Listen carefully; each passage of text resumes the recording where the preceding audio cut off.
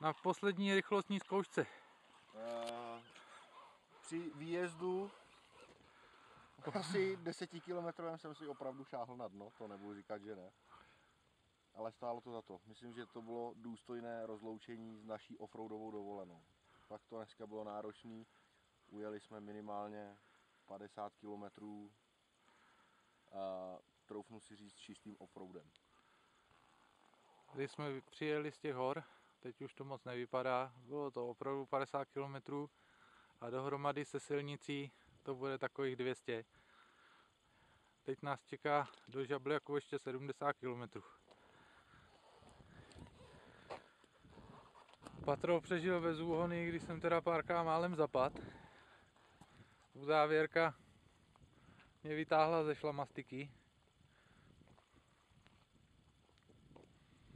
Namočil jsem si starter, takže startování problém.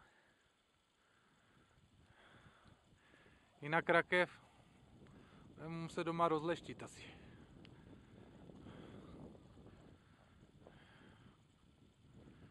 Naše offroadové stroje to přežili.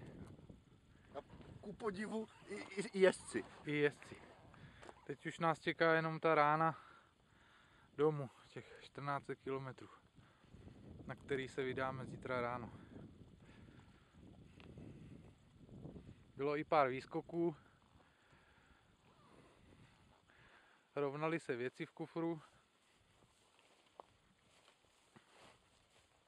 Myslím, že jsme to měli dobrý kvůli tomu, že 2 dny pršelo, nebo 1 den a 1 noc. Takže cesty, které by byly normálně v poho, se měnily v docela slušné brody.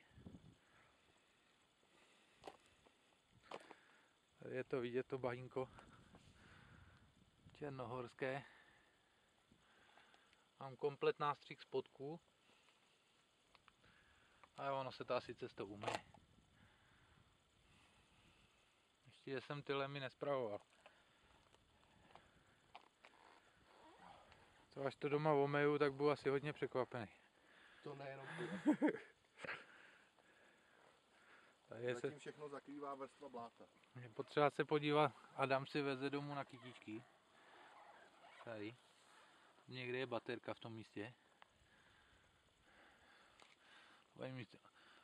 Servis to Míško radost, když on to přivezeš. Tě s tím vyžene. Táhni k Pavlištovi nejdřív ti řekne. Takže nasedáme do strojů a uháníme směr Žablak. Čus.